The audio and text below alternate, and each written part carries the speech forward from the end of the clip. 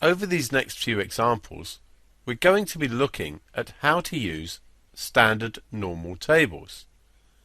Standard normal tables vary between exam boards.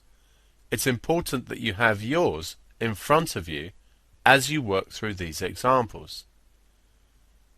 In this first example, we're given that Z is a normal 0, 1. This is the standard normal.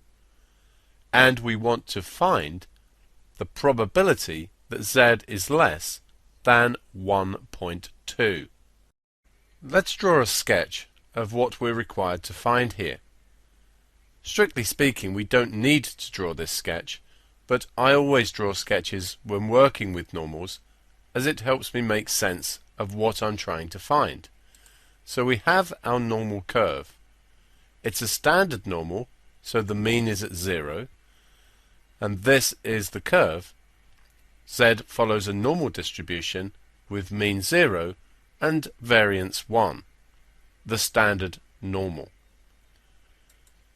1.2 will be about here, and we want the probability that Z is less than 1.2. In other words, we want the shaded area. Our tables will give us the shaded area.